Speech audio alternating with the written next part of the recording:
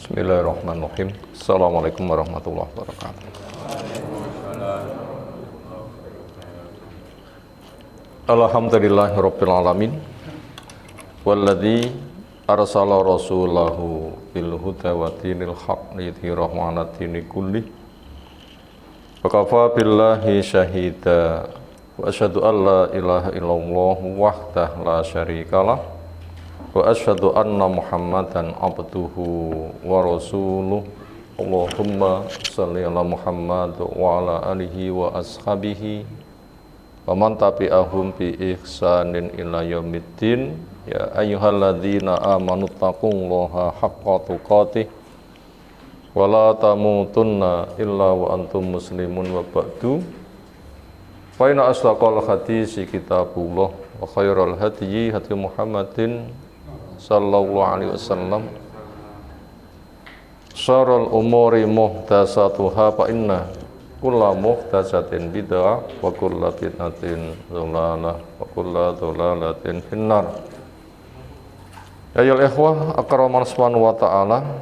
Insyaallah kita lanjutkan taklim kita mengkaji hadis-hadis yang ada di kitab Al-Adab Al-Mufrad oleh Imam Bukhari rahimahullah ta'ala, dan itu materi penting. Kenapa? Karena inti syari agama itu ada di adab. Adab memiliki makna akhlak. Ketika Allah menjelaskan Nabi kita dengan firman-Nya, wa innaka la'ala khuluqin 'adzim, engkau berada di atas akhlak yang besar.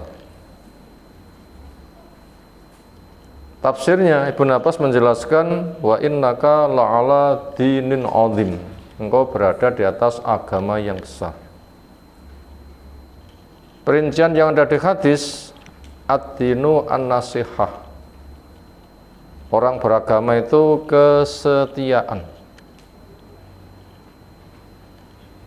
Itulah akhlak, yaitu iradatul khair lil ghair, menginginkan kebaikan untuk lainnya.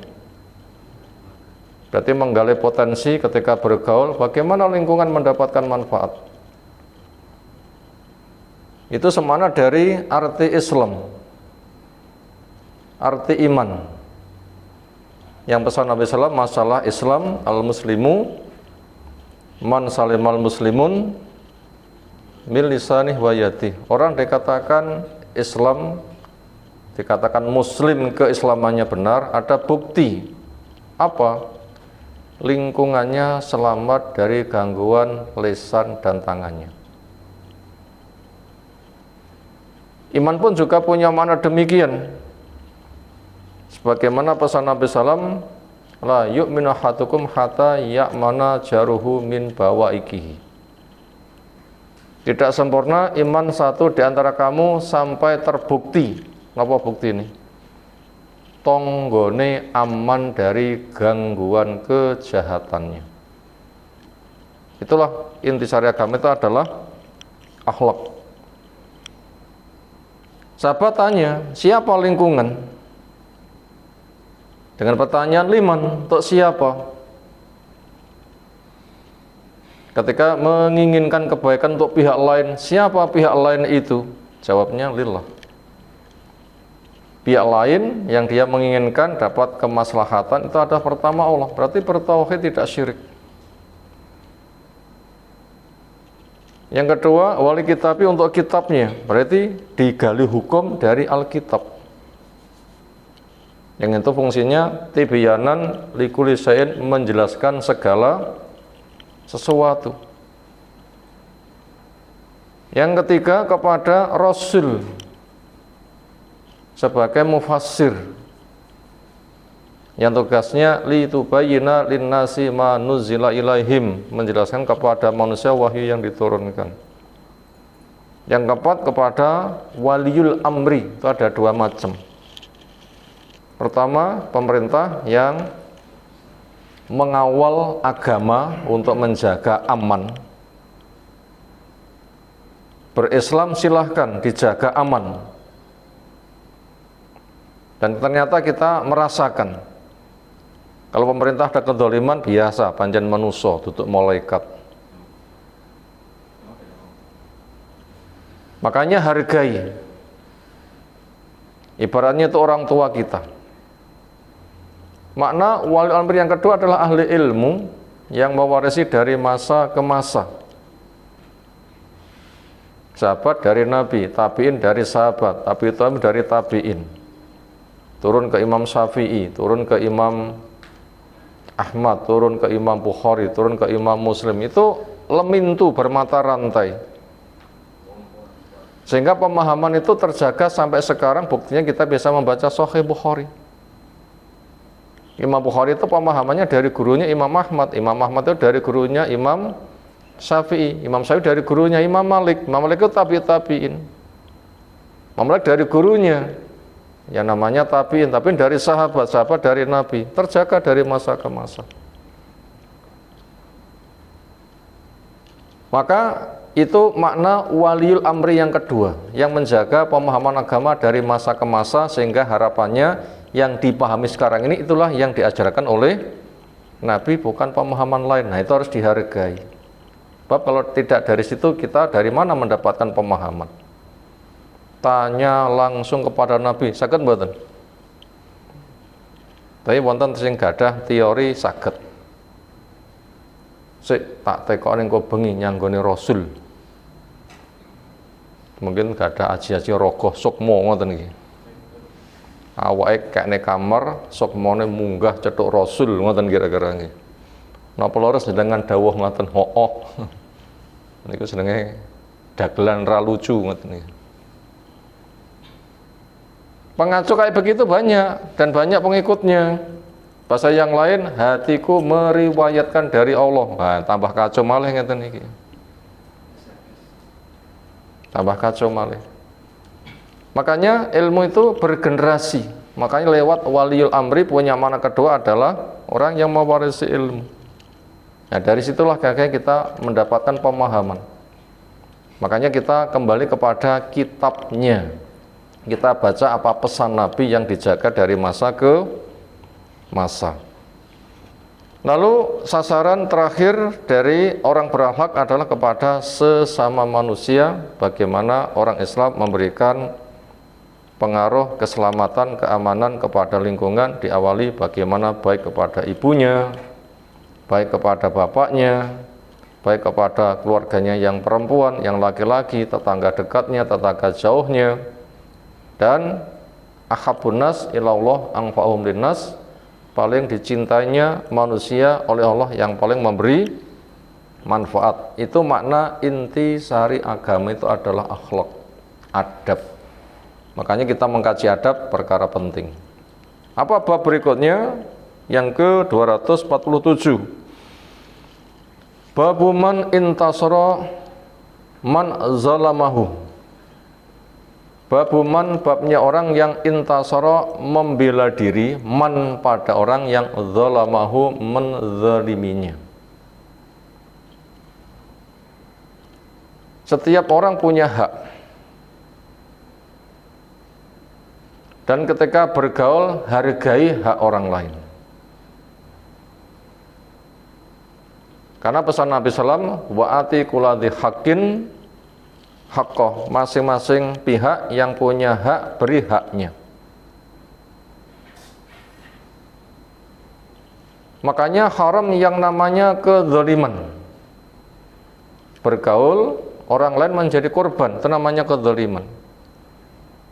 Apa korban dipentelengi, korban dikata-katai yang elek, korban dipukul oleh tangannya, dirampas hartanya, korban ditipu. Makanya itu namanya zalim, itu haram.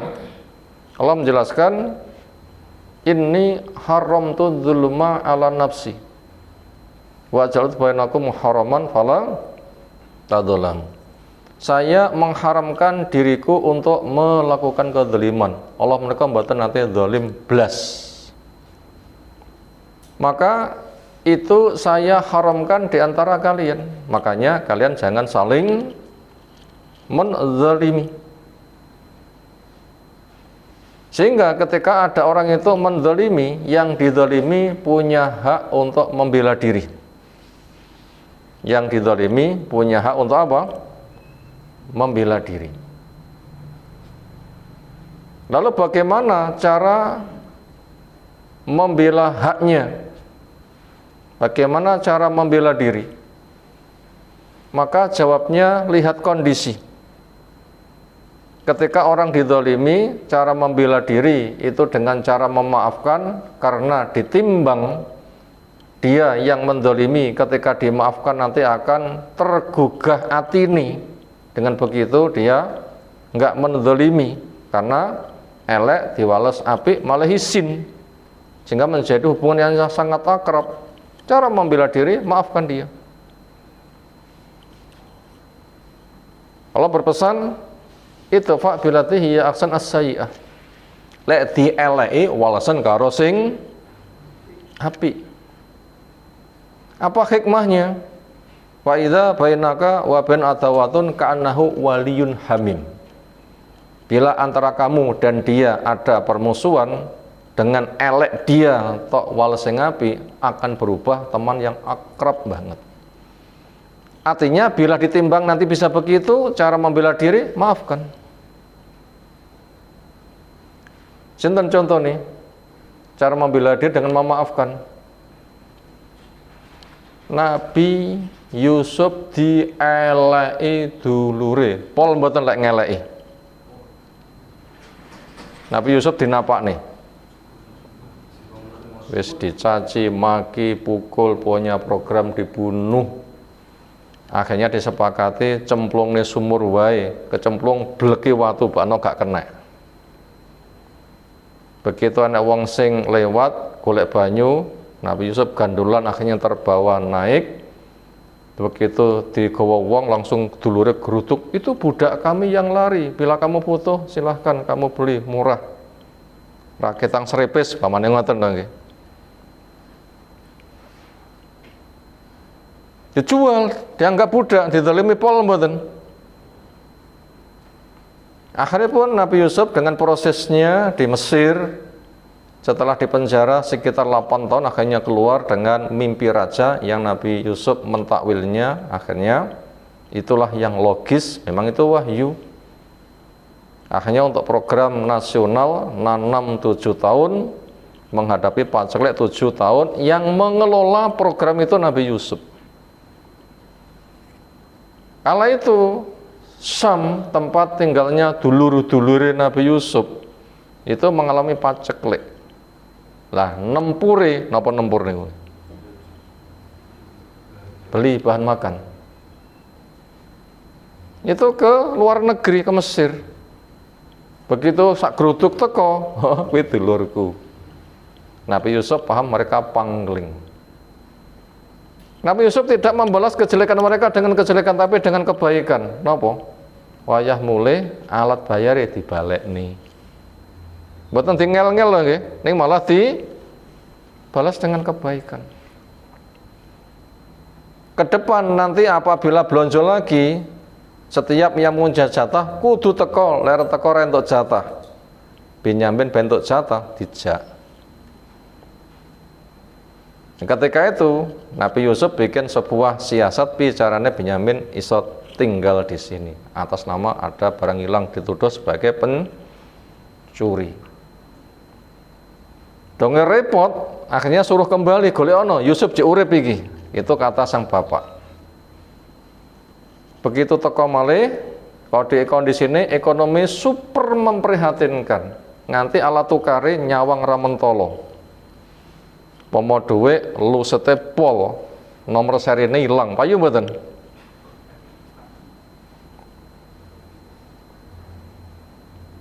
Ning panggah kon nampa wae. Lihat kondisi ngono kuwi, Nabi Yusuf gak mentolo. Awakmu jek kelingan to, tingkah polahmu ngorbanake Yusuf. Mereka makplungu. Loh. Berarti awakmu ki Yusuf to. Sungguh Allah lebih mengutamakan kamu daripada kami. Apakah Nabi Yusuf balas dendam? Dhisik dikuyo-kuyo, sekarang punya kemampuan nguyo-nguyo balik, Nabi Yusuf nguyo-nguyo, mboten, langsung dimaafkan, nggak ada celah buat kalian. Moga Allah mengampuni kalian. Wis boyongen kabeh sak bapak ibu, aturono, tindak rene. Itu contoh keburukan dibalas dengan kebaikan. Cara membela diri, kalau memang uang itu pantas di ngono nih, itu cara membela diri ya begitu. Nabi kita dakwah wonten Mekah 13 tahun niku pun saya dimuliakan apa nggih dikuyo-kuyo. Kepung mau dibunuh. Akhirnya 8 tahun di Madinah, kembali ke Mekah sudah jadi raja. Lo tiang sing mulo soro datang Nabi arek kalau sampun kalah perang, pantese hukum perang tiang khianat dinapakne. Wonten sahabat mengatakan yaumul malhamah, ini hari panen daging. No, hari panen daging. Belai. Ning Nabi merubah, ini adalah yaumul marhamah, hari penuh kasih sayang, dimaafkan. Akhirnya mereka berbondong-bondong masuk Islam. Itu contoh membela diri elek dengan api. Sekira kita bisa begitu, itu cara membela diri. Tapi kalau ditimbang wong ki lek ora dituthuk ora mari, lek iso nuthuk ya tuthuken, dielek siji dipun wales elek siji. Nika mengke eleke sing nanggung sing nglegasi. Pokoke mboten double, siji dipun wales loro mboten angsal. Siji nggih panggah siji. Lek ra ngono ra mari, saged dipun tuthuk. Apabila dituthuk ya rawani, nuthuk ya rawani, bape kono eleke pol. Laporkan kok ada pihak yang berwenang. Donge kecekel diculne nggih duka. Iku urusane kono. Harapannya nanti akan tertanggulangi dia. Itu tadi tentang cara membela diri, lihat kondisi apa yang butuh untuk diperbuat, itu lihat kondisi. Yang jelas orang yang dizalimi punya hak membela diri.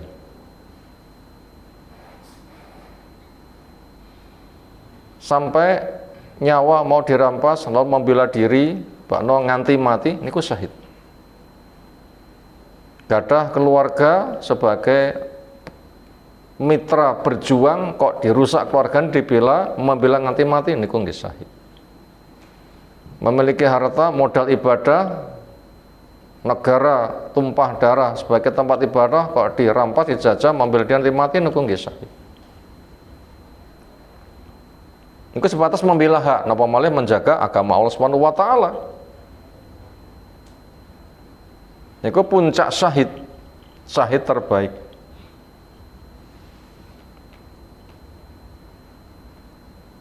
Itu dalil-dalil supaya orang ketika punya hak membela diri. Dan itu tidak sia-sia, hasilnya besar. Makanya kita membaca bab ini berarti kita harus meluaskan pemahaman bagaimana hakikat membela diri itu. Nah sekarang kita akan membaca hadis-hadis bagaimana bimbingan Nabi SAW dan bagaimana contoh membela diri. Di antara peristiwa yang ada. Untuk bab ini ada dua hadis.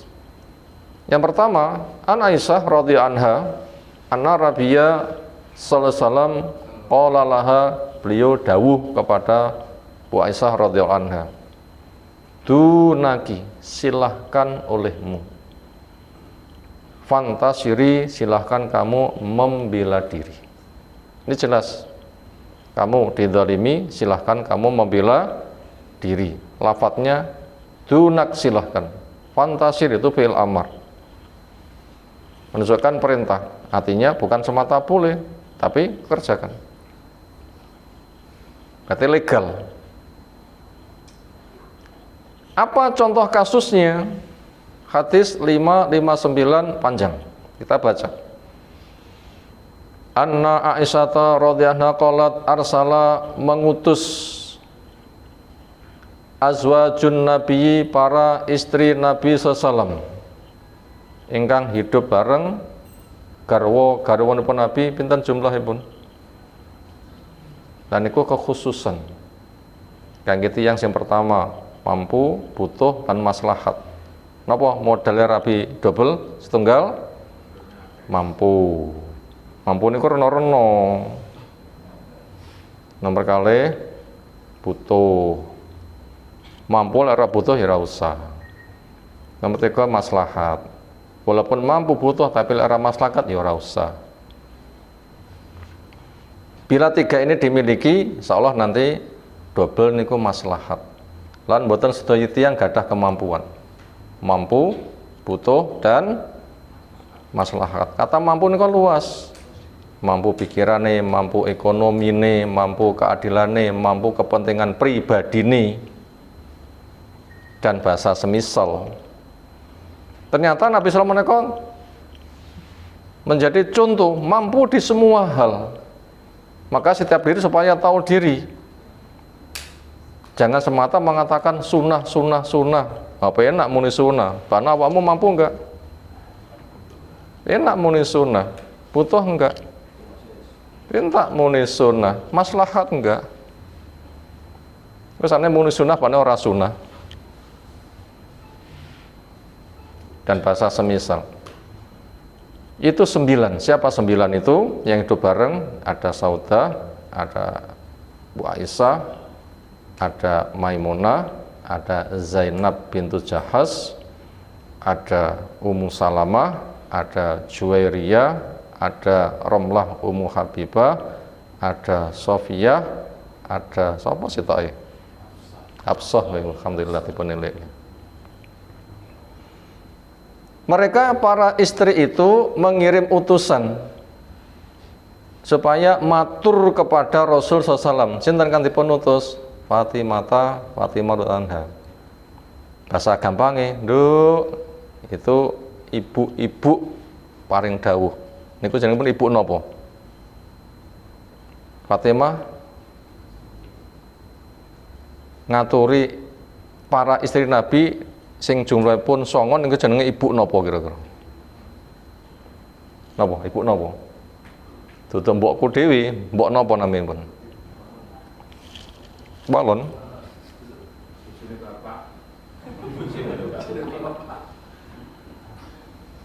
Nduk, dalem Bu, bahasa gampangnya ngoten dong nggih. Ibu persaingan ngoten.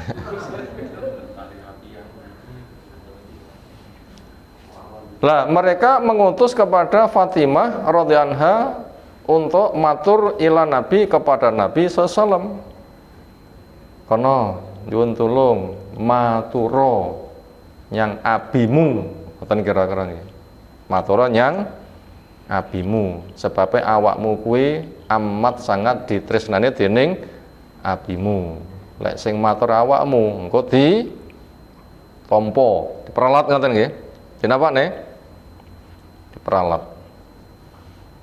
Akhirnya Fatimah pun juga mau. Nggih Bu, kalau tak bidal.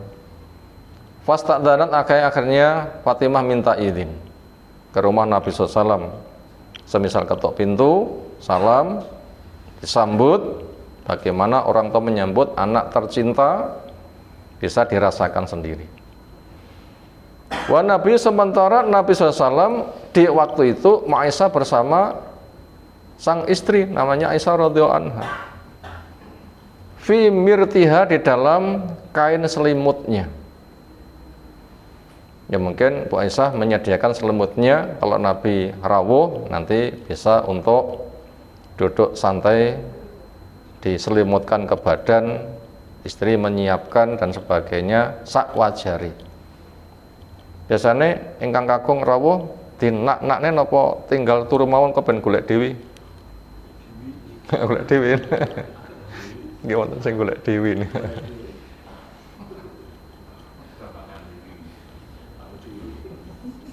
Karena Bu Aisyah niku ngenak-ngenak nih kita sami kon golek. Nggih sabar mawon nggih.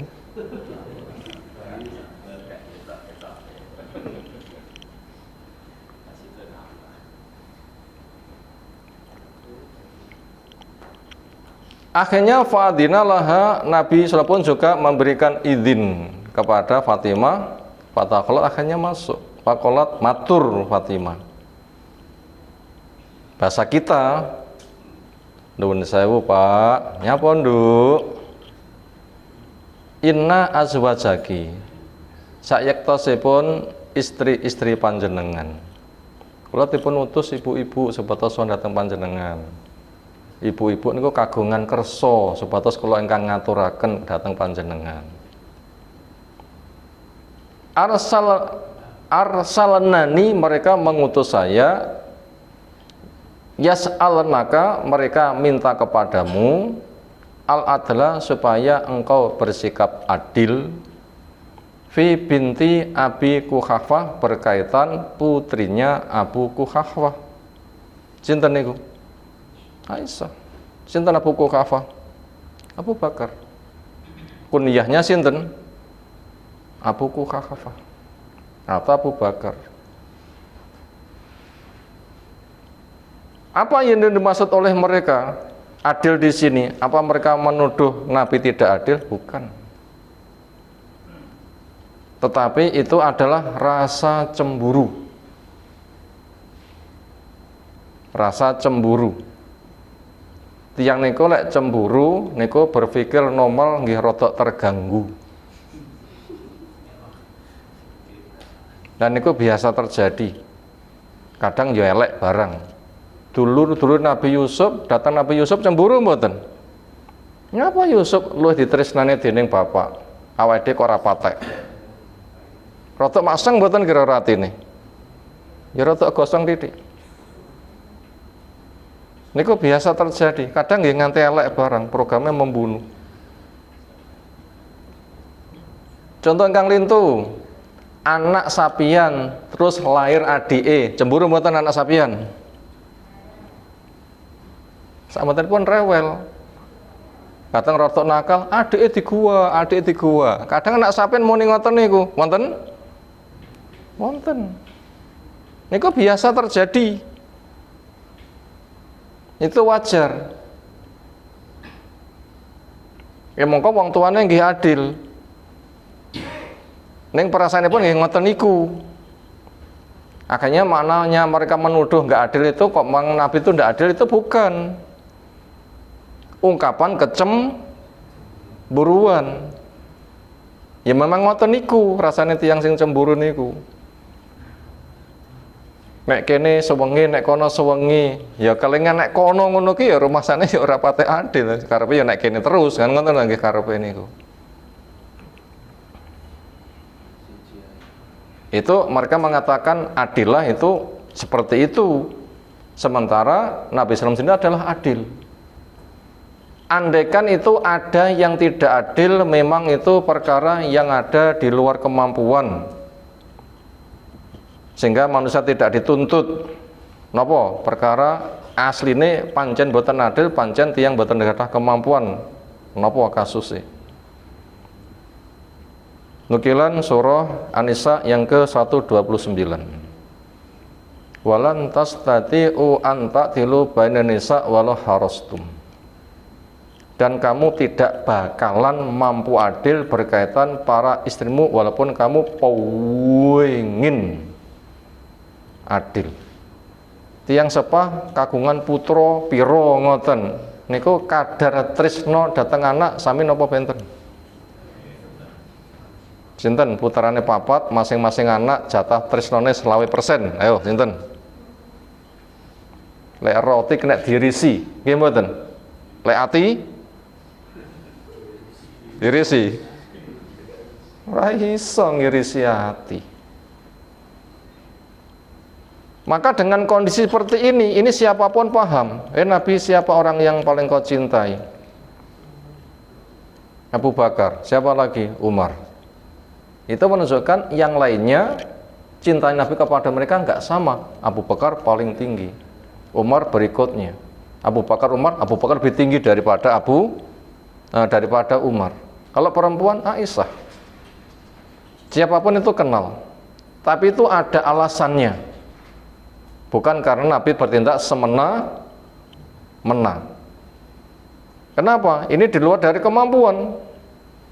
Makanya pesan Allah, fala tamilu kulal mail, kamu ketika condong pada salah satunya ojo tok ketok nih. terlalu mencolok. Akhirnya fatadura kal mu'allaqah, kamu biarkan semua terkatung-katung. Statusnya dadi istri rapatek diendangi, statusnya duduk panggah terikat sebagai istri, namanya terkatung-katung. Itu tidak diperbolehkan.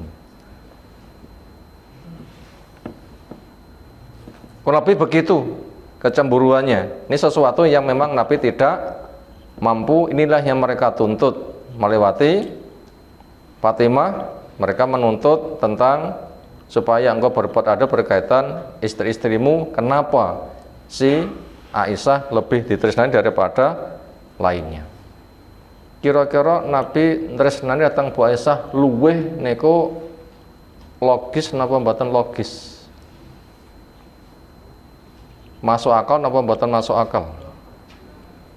Pantes napa mboten pantes? Pantes. Pertama, di luar kemampuan. Tiyang sepa kadah keptura pira mboten saged padha, panggah nek sing luwih ditris nani, ini wajar. Nomor dua, memang orang itu memiliki kesukaan kecenderungan. Wajar itu terjadi, dan Nabi tidak semena-mena untuk kasus ini. Yang nomor tiga, memang Bu Aisyah punya kelebihan daripada sing liya-liyane. Napa kelebihannya? Cerdas, cerdik, semisal Abu Bakar, sehingga dadi mitra niku pantes. Cerdas, cerdik, sabar, kados pae. Sehingga dadi mitra niku pantes. Nabi butuh tiyang sing saged ngoten niku. Sisi yang lain mboten saged menandingi kelebihan model ngenten iki. Kan pantes nggih dipun tresnani lebih. Yang keempat, banyak sekali ayat turun ketika Nabi berada di rumah Bu Aisyah. Menunjukkan begitulah Allah menghendaki. Allah menghendaki. Dan itu cukup banyak terjadi yang seperti itu. Bila kita buka sejarah panjang lebar, nah itu banyak terjadi. Wahyu sering turun ketika Nabi berada di rumah Bu Aisyah. Menyebabkan ketika Nabi berada di rumah Bu Aisyah, tamune luwih akeh. Pengalaman tiang riyayan bakdan ziarah. Lek tanggane tamune akeh, kayak bermobil apik-apik ngoten. Kini ra dienggoke tamu, sing mboten tepen enggoke tamu rada makseng mboten. Nggih mboten kira-kira.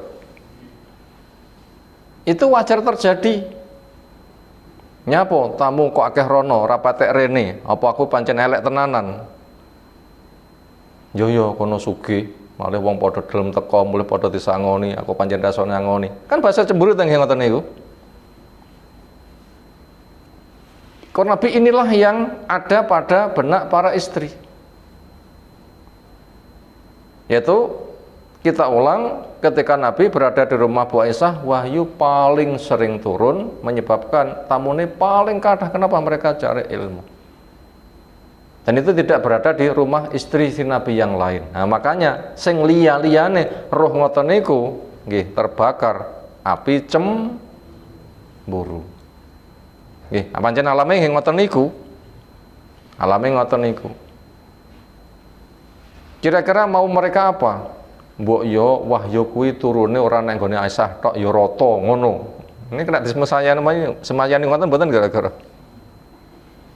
Mbok yo wahyu turun kuwi Nabi ketika Nabi berada di semua rumah istrine. Turun nek kono yilane ya keturunan wahyu, ora mek kena kono tok. Dan niku sing menghendaki Allah, napa saged dipun pitung ngoten niku. Pasalnya seperti itu. Itu yang ada kecemburuan. Itu yang mereka tuntut keadilan. Yang kayak begitu tidak bisa dijawab. Kenapa? Nabi saja tidak mampu. Kenapa? Ini memang kewenangan Allah. Kenapa kok begitu? Memang Allah punya hak berbuat yang kehendaki. Fa'alun lima yurid. Termasuk apa? Ya Allah kehendaki. Wa yufaddilu ba'dakum ba'dhu. Memang Allah melebihkan sebagian kamu daripada sebagian yang lain. Tidak bisa disamakan. Dan itu hikmahnya banyak. Kenapa? maha kuasanya Allah. Bukti kamu itu sebagai makhluk, kamu sedang diuji. Bisakah ridho? Intisari bukan di mana, tapi keridhoanmu. Nah, disitulah letak ujian. Tapi kadang orang itu terbakar api cemburu, kadang mboten saged mikir ingkang semisal makaten. Berikutnya,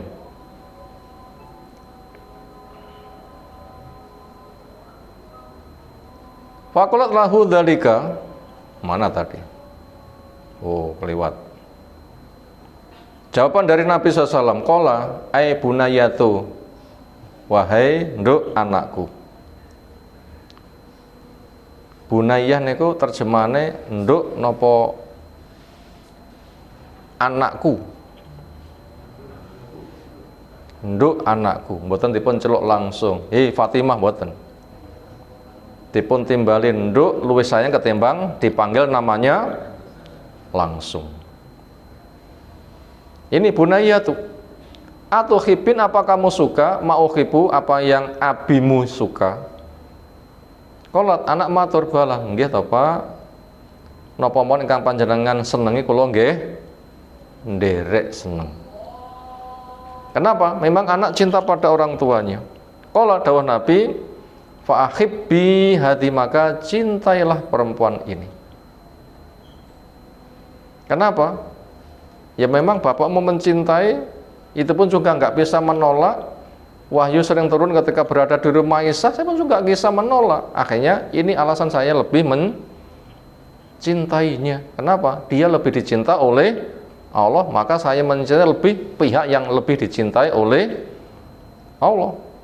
Kadar cintanya Allah kepada masing-masing makhluk sami napa benten? Kadar cinta Allah kepada masing-masing makhluk sami napa mboten? Beda-beda, karena kadar iman masing-masing itu beda. Lebih kuat iman, lebih dicintai. Dan diberitahu, Aisyah memang terbukti. Maka mencintai Nabi kepada Aisyah lebih. Ini memang sebuah kemestian. Sebuah kemestian. Ndak iso didum. Memang itu terbukti. Ya kena didum, itu memang terbukti.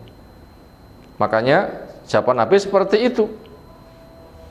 Faqamat, maka pulanglah si Fatimah, fakharajat, lalu keluar, fahadsatu, lapor kepada para ibu yang telah mengutusnya. Faqulna, apa komentar mereka? Ma'agnaiti, kamu tidak memuaskan anak dari mau kami syai'an sedikit pun. Wis ramarmen belas nduk, wis mudfarci mulia kono. Kok ongkon ra ngayem nih. Ma'agnaiti anna syai'an farji'i ilai, serang ayemne belasana balik ya kono. Rong cukup lek mek ngono kuwi tok jawabane. Qalat, apa kata Fatimah? Wa wallahi demi Allah, la ukalimu fi abada, saya tidak akan matur kepada bapak hal ini selama-lamanya. Tegas jawaban siapa? Fatimah. Kenapa? Ya nuruti wong cemburu kapan marine. Nang mari mboten, nggak bisa. Farsalna, maka akhirnya mereka mengutus Zainab kepada Zainab, juga termasuk zaujan Nabi, istri Nabi sallallahu alaihi wasallam, Zainab bintu Jahas. Ini ada tanda dia dicinta oleh Allah. Kenapa? Kenapa alasannya? Karena pernikahan Nabi dengan Zainab langsung Allah sing rabek nih. Ini kelebihan sinten? Zainab bintu Jahas. Termasuk kebanggaan Zainab kepada yang lain, lah awak-awakmu dinikah Nabi, bapakmu sing rapen, tapi aku dari langit. Bangga mboten? Bangga pol. Sehingga diharap punya kedudukan lebih di hati Nabi. Zainab yang diperintahkan untuk mengadu pada mereka. Zainab, buddha loh, matur pada suami kita. Senada dengan itu. Fastadana, ternyata dia pun juga mau minta izin. Fa'adillaha, maka Nabi tersebut juga memberikan izin. Faqalat lahu, maka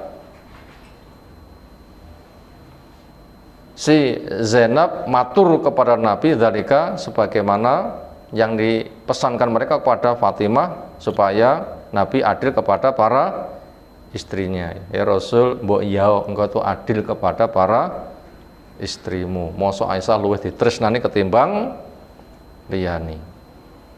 Ternyata ndak itu saja yang disampaikan oleh Zainab. Wa waqa'at fiyya, dia pun juga menimpakan ucapan kepada saya, si Zainabu tasubuni, sini celaan. Cuma di sini tidak dijelaskan bagaimana bahasa mencelanya. Lek pantese tiyang sing cemburu datang sing dipun cemburu nih muli napa kira-kira? Sinten sing pun kagungan rasa cemburu pas ngamuk muli napa kira-kira? Yo nom ayu ditresnani, mbok aja nemen-nemen kepenyeki. Ora ngoten nggih. Tapi nggih duka lah. Yang namanya orang itu terbakar api cemburu, namanya mencela, kan bisa saja.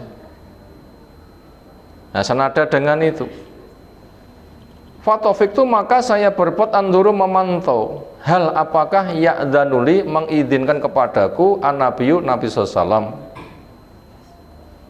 Aku nyawang Nabi, sirku tak semprot balik, tak jawab. Nabi memberikan izin apa enggak? Falam azal, saya tidak henti-hentinya memandang Nabi. Kata Arab itu sehingga sampai saya paham anak Nabiya, bahwa Nabi SAW la yakrohu, tidak benci antasiro, saya membela diri. Ini kan dalam bahasa isyarat, disawang mawon Nabi. Napa maksudnya? Biar diberikan isyarat, kono jawaban kono, disemprot walesen, semprot balik. Nah, itu pakai bahasa isyarat. Fawaqatu, maka akhirnya saya balas bi Zainab, pada Zainab. Nyemprot saya semprot balik. Falam ansa, maka nggak berapa lama an ashontuha, saya bisa membikin dia bertekuk lutut gholabatan, kalah. Begitu nerocos ngomong, balas pisan langsung KO. Napa kira-kira pembalasan dari Bu Aisyah? Sekali ngomong langsung cep lekep, gak iso bales. Napa kira-kira? Ini menggunakan kecerdasan, sekali ngomong bisa menuntaskan masalah.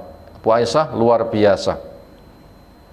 Untuk memahami kata itu, karena kita buka sarannya nggak disebutkan seperti apa itu bentuk ucapannya, kita bisa kembali mencelanya Nabi Musa pada Nabi Adam. Silahkan baca di Sahih Bukhari. Ada mencelanya Nabi Musa pada Nabi Adam. Napa celaane Nabi Musa? Adam, yo, kau bapak kami, iya. Karena tingkah polahmu anak turunmu di dunia. Mencela mboten ngoten niku. Karena tingkah polahmu anak turunmu berada di dunia. Nabi Adam sabar, punya kata-kata, membuat tidak berkutik. Napa? Nyapo kamu mencela perkara yang sudah Allah takdirkan? Ayo, jawab napa ngoten niku. Kenapa kamu mencela perkara yang sudah ditakdirkan? Saged jawab? Pilih jawab. Itu satu kata. Adapun saya salah kan sebatas mekanisme saja untuk bikin sebuah urut peristiwa, kisah sandiwarane piye, karena mau ngoten mawon to nang kene niku. Intisarinya itu memang Allah mengendaki manusia itu di bumi. Mana? Ini jailun fil ardi khalifah. Saya tidak jadikan khalifah itu di bumi. Ketika di surga, calonnya ke bumi. Allah bikin skenario. Ketika disalahnya skenario, loh kenapa kamu mencela saya kepada perkara yang sudah ditakdirkan? Senada ini Bu Aisyah memberikan jawaban. Kalau kita perkirakan apa jawaban Bu Aisyah? Nyapo kamu menuntut pada perkara yang sudah Allah tetapkan begitu? Terus pun tidak jawab kira-kira. Tidak bisa dijawab. Makanya akhirnya Zainab digitukan, wes cep kelekep, nggak bisa menjawab. Itu kesana permasalahannya. Fatabasama, maka tersenyumlah Rasulullah SAW. Sumaqala, kemudian dawuh, amma, ketahuilah, inna, sesungguhnya dia ibnatu Abi Bakar, memang putrinya Abu Bakar. Oh, dapat napa nggih? Apresiasi ngoten nggih. Oh, pancen putrinya Abu Bakar. Anak Abu Bakar dilawan. Kira ngoten nggih. Inilah alasan kenapa Nabi mencintai, kenapa? Lebih cerdas. Sehingga mitra perjuangan lebih banyak.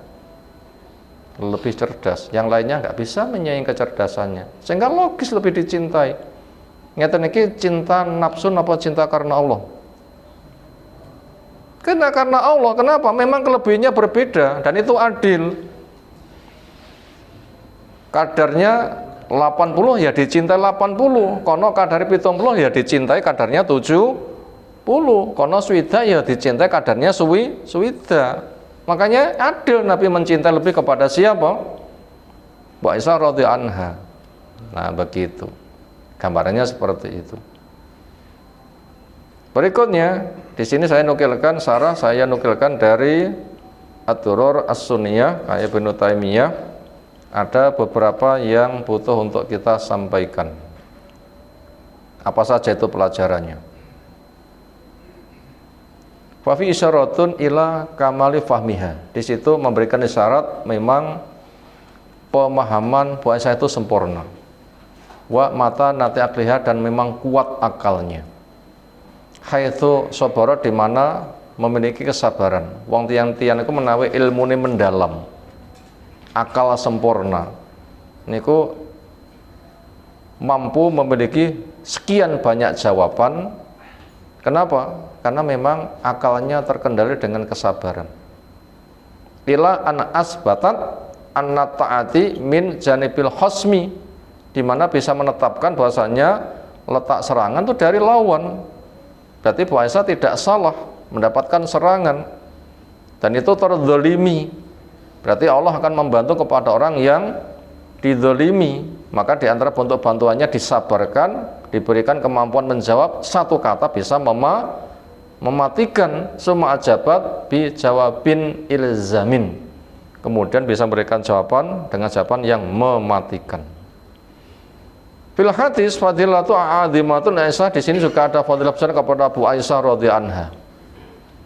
Tapi juga ada fadilah yang lain, keterangan makna yang dikandung. Anna rajul yas'ahu as-sukut baina nisaihi idza tanadzurna.